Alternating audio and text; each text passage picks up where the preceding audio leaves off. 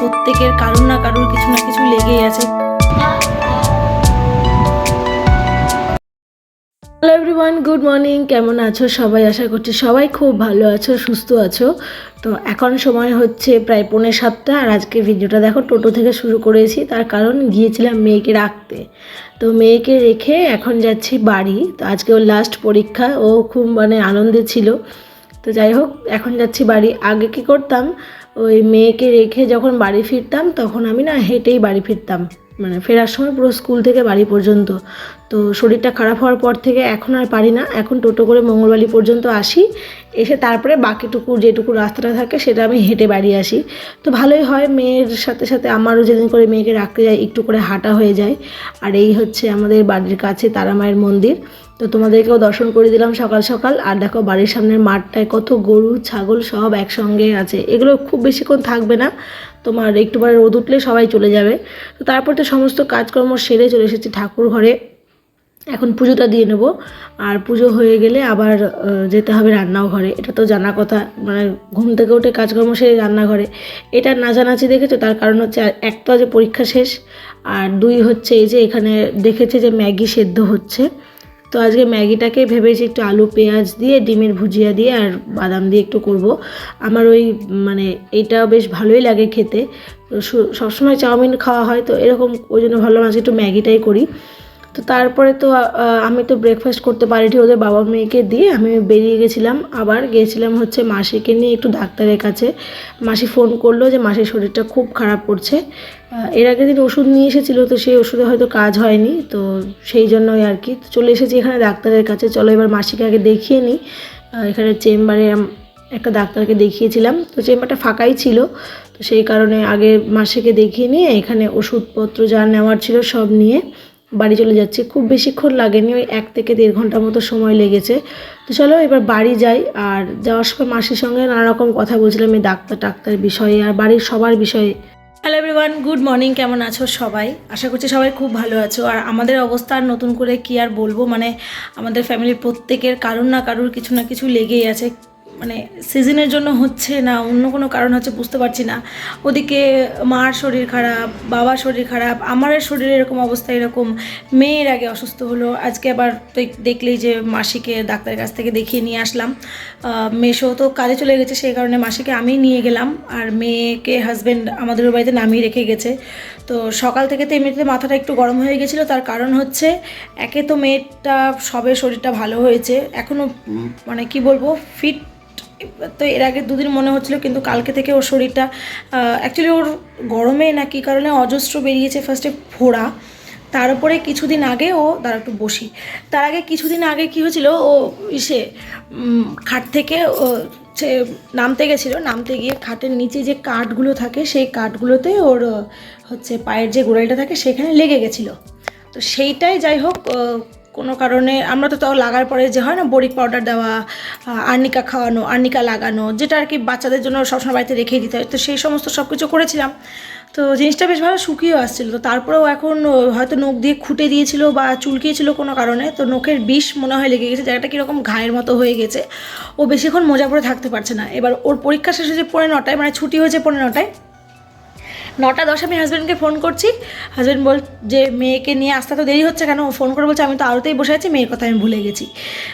তখন কেমন লাগে ভাবো। আর সকালে ওকে যখন আমি রাখতে যাচ্ছিলাম না, ওই মোজাটা ঠেকছিল ওর পায়ে, তো ওর খুব কষ্ট হচ্ছিলো হাঁটতে। আমি কোলে নিতে চাইলাম, তো নিজে থেকেই কোলে আসলো না, বলছে না তুমি আমাকে কোলে নিয়ে হাঁটতে পারবে না, আমি কোলে আসবো না, টোটোতে উঠে গেলে আর অসুবিধা হবে না। পরে আমাকে আবার সান্ত্বনা দেওয়ার জন্য এটাও বলছিল যে না প্রথম একটু ব্যথা করছিলো, এখন হাঁটছি, এখন আর ব্যথা লাগছিল না।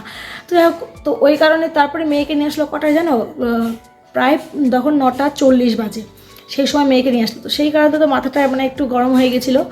আর তারপরে তো মাসি এরকম করে ফোন করলো। মাসি তো যখন ফোন করেছে তখন তো ঠিক করে কথাও বলতে পারছিল না, এতটা পরিমাণ মাসির জ্বর এসেছিলো। তো আমি তো ব্রেকফাস্ট করিনি, দেখলে যে ব্রেকফাস্টটা রেডি করেছিলাম, রেডি করার পরে আমার তো ব্রেকফাস্টটা করা হয়নি। আমি বললাম যে যাই আগে ডাক্তারটা দেখিয়ে নিয়ে আসি, ডাক্তার আবার যদি উঠে যায় তখন আরেক সমস্যা হবে, আবার বিকেল অবধি ওয়েট করতে হবে।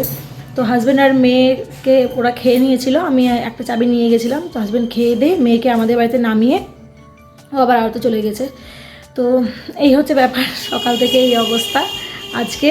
আর বাবা মা আবার মাকে নিয়ে হয়তো ডাক্তারের কাছে যেতে হতে পারে, আমি যাবো বা দাদা যাবে, কেউ একজন যাবে। তো এই বৃষ্টি গরম এইসবের জন্য হচ্ছে। আর যখন গরম পড়ছে, অতিরিক্ত গরম পড়ছে, আর এই অতিরিক্ত গরমে এক তো মেয়ে ওরকম ভুগছে যে গায়ে র্যাশ বেরিয়ে যাচ্ছে, কেমন ছোটো ছোটো লোম ফোড়ার মতো হচ্ছে। মায়ের শরীর তো মানে কী বলবো, সারা শরীর গরম গোটা বেরোচ্ছে, সেগুলো চুলকে সেগুলো থেকে মানে পুরো স্কিনে আর কি ব্ল্যাক একদম স্পট পড়ে যাচ্ছে। তো মাকে নিয়ে আবার হচ্ছে শুক্রবারে হয়তো আমি বা দাদা কেউ একজন যাব ডাক্তারের কাছে, সেখানে মাকে দেখাতে হবে। ওই একটা স্কিনের ডাক্তার, ওটা আবার ওই শুক্রবার করেই বসে, তো ওইখানে দেখাবো। দেখি এখন এই তো হচ্ছে আমাদের আপডেট, আমাদের ফ্যামিলির সবার প্রত্যেকের কন্ডিশন মানে কি বলবো, কিছু না কিছু হয়ে আছে। তো চলো, আমি তো এখন ফ্রেশ হয়ে নিই, ফ্রেশ হয়ে একটু ব্রেকফাস্টটা করার পরে রান্নাবান্না। তো হাজব্যান্ডকে বললাম যে চিকেন আনতে, এখনও কখন চিকেন নিয়ে আসবে জানি না। আর চিকেন আনলেও তো এমনি কিছু হবে না, একদিকে ভাত হবে একদিকে চিকেন হবে। তো চলো খাওয়া দাওয়াটা আগে করে নিই, খুব খিদে পেয়ে গেছে। তো এই তো হচ্ছে আমাদের অবস্থা। তো বাজে এখন 11:15 মতো। তখন তো আমি ব্রেকফাস্ট করে যেতে পেরেছিলাম না, এখন এই যে এটাকে নিয়ে বসেছি, খেয়ে নিই। আর আমার সত্যি কথা বলতে ম্যাগি নুডলস মানে স্যুপ যে ম্যাগিটা হয় সেটার থেকে এইভাবে ম্যাগিটাকে বেশি করে ম্যাগি মশলা দিয়ে এইভাবে করে খেতে বেশি ভালো লাগে। ওটাও ভালো লাগে, ওটাও খেয়ে নিই, কিন্তু এইভাবে খেতে আমার বেশি ভালো লাগে। এখানে আমি আমার চশমা তোমাদেরকে দেখাচ্ছি, তার কারণ ইদানিং তোমরা খেয়াল করবে যে আমার সব ভিডিওতে কম বেশি আমি চশমা পরে থাকি। আগে আমি পরতাম না, কিন্তু এইবার যখন নেপাল থেকে আসলাম তো চশমা পাওয়ার অনেকটা বেড়ে গেছে। আর চশমা ছাড়া সত্যি কথা বলতে আমি থাকতেও পারছি না। আর বাঁ চোখের পাওয়ারটা মেনলি মানে খুব বেশিই বেড়ে গেছে এবার।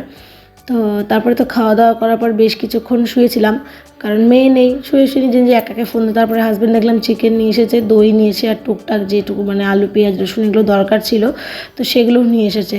তো চলো এবার রান্নাবান্নাটাকে সেরে নিই।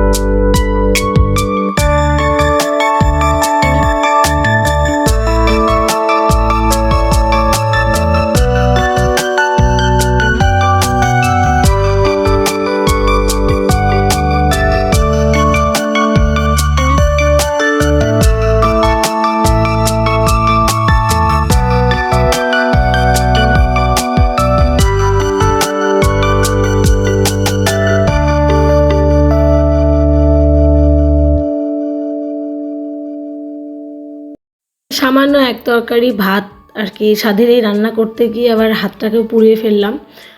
জানি না ফোসা নেবে কিনা, ওই হয় না তরকারি ঢাকার পরে ঢাকাটা সরাতে গিয়ে যে গরম ভাবটা বেরায়, সেটা মানে খুব বাজেভাবে আমি খেয়ালে সাঁড়াশি দিয়ে না ধরে হাত দিয়েই আর কি তুলতে গেছি, আর ব্যাস হাতে পুরো মানে কী বলবো ভাবটা লেগে গেছে।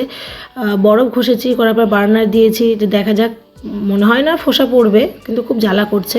আর এদিকে চিকেনটা হয়ে গেছিলো, এটাকে এবার ঘি গরম মশলা দিয়ে নামিয়ে নিয়েছি। তো চলো খাওয়া দাওয়া করে নিই, তারপর তোমাদের সঙ্গে একবারে বিকেলবেলা দেখা হচ্ছে। তো বিকেলবেলা এখানে আমি জানলার দিকে তাকিয়ে বসে আছি হাঁ করে, তার কারণ হচ্ছে একটু বাইরে যাওয়ার ছিল, কিছু কাজ ছিল, আর তাছাড়াও মেয়েকেও আবার আনতে যেতে হতো ওই বাড়িতে। তো সেটা তো আর হলো না। তো তারপরে বৃষ্টি একটু কমাতে দাদা এসে মেয়েকে দিয়ে গেল। আর এখানে ওর কাছে আমি শুনছিলাম সারাদিনে কী করলো, কী খেলো না খেলো আর কি, দিদুন কী করছিল, দাদু কী করছিল, সব শুনছিলাম। শোনার পরে ও এখন খেলবে, খেলার জন্য প্রস্তুতি নিচ্ছে, সেজন্য ওখান থেকে টিপ নিচ্ছে পড়বে বলে, মানে এখন স্কুল খেলবে, এই হচ্ছে ব্যাপার। আর এখানে দাদা আসার সময় তখন আমাকে এই পেঁয়াজি আর লিট্টি দিয়েছে, আর আমার দাদা নিজের ভাগেরটাও খেয়েছে, আমার এখান থেকে অর্ধেক লিট্টিও আবার ভেঙে খেয়েছে। তো ভালোই হলো, সন্ধ্যাবেলা কুচখাচ যে খিদরা থাকে সেটাও হবে। এবার ওইগুলো খাওয়ার পরে না আমার মানে ওই চটপটা খাওয়ার মানে এটা ক্রেভিংটা আরও বেড়ে গেছিলো। তখন এই বাড়িতেই মায়ের ভাজা আর কি নিমকি ছিল, তো সেইটা খাচ্ছিলাম। আর এইখানে ওকে দেখো এই যে পুরো রেডি, হাতে একটা পাখা নিয়েছে, আর হচ্ছে ওই চিরুনিটা হচ্ছে ওর লাঠি, আর ডায়েরি পেনটা হলো ওই যে রোল কল করে সেই রোল কলের খাতা পেন। এখানে রোল কল করছে, সবাইকে এখন বকবে, রোল কল করবে, পড়াবে, মানে স্কুলেও যেভাবে ওর দিদিভাইরা করে সেভাবে ও বাড়িতে খেলে। তো ও খেলাধুলা করার পরে বাবা বললো যে চল বাবা একটু ঘুরে আসি। তাই বললাম ঠিক আছে ওকে নিয়ে যাও, পরীক্ষা টরীক্ষা শেষ হয়েছে, একটু বাইরে থেকে ঘুরে আসুক, ভালো লাগবে। তো এখানে এই যে ওকে রেডি করিয়ে দিচ্ছিলাম, আর এখানে বলছে দাঁড়াও আমি ক্যামেরাটা ধরছি, ধরবি ধর। তখন ও ক্যামেরাটা ধরেছে, দেখো কি সব করছে। তো চলো ওকে রেডি করে দিই, ওরা বাবা মা একটু ঘুরে আসুক। আমি যাব না, যদিও এখন অনেকটাই রাত, প্রায় 8:30 বাজে, তো সেই জন্য আমি আর যাব না, ওরা বাবা মা একটু ঘুরে আসুক, আমি বাড়িতেই থাকি। তো এই ভিডিওটা আজকে এই পর্যন্তই রাখছি। ভিডিওটা ভালো লাগলে প্লিজ লাইক করে দিও, ভালো লাগলে কমেন্ট করে জানিও কেমন লাগলো। আর যদি আমার চ্যানেলটাকে এখনও সাবস্ক্রাইব না করে থাকো, প্লিজ আমার চ্যানেলটাকে সাবস্ক্রাইব করে আমার পাশে থেকো। তো দেখাবে একটা নতুন ভিডিওর সঙ্গে, আজকের মতো টাটা।